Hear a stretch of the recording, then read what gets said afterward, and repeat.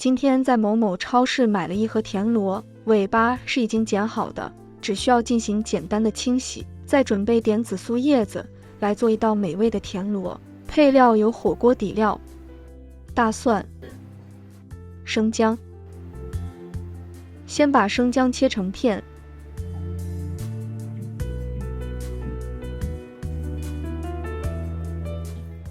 大蒜切掉底部，去掉外皮，不用切碎。锅中加油，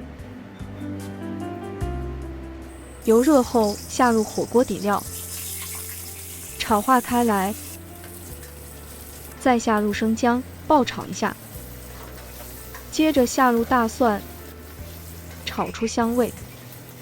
这一锅调料，我觉得炒啥都香。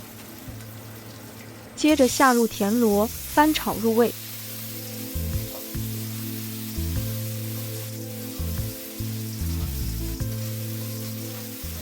再倒上一罐啤酒，没过田螺，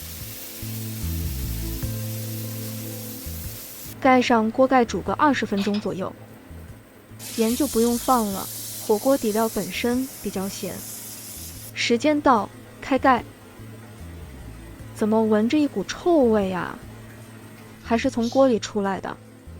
坏了，螺丝坏了。洗的时候也没发现异常啊，只能忍了，先收下汁。把紫苏放进来，看能不能产生点化学反应。别说，经过紫苏这样一中和，臭味居然闻不到了，还挺香。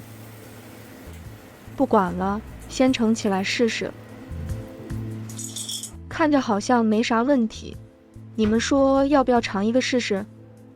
毕竟辛辛苦苦做出来的，就这样倒掉还是挺可惜的。煮了这么久，就算有病毒，应该也煮熟了吧？你要不要试试？大家买田螺还是一定要买活的，像这种剪掉尾巴的，没煮熟前根本看不出来好坏，等到煮熟了，看着这一大盘，眼泪都不争气的从嘴角流了出来。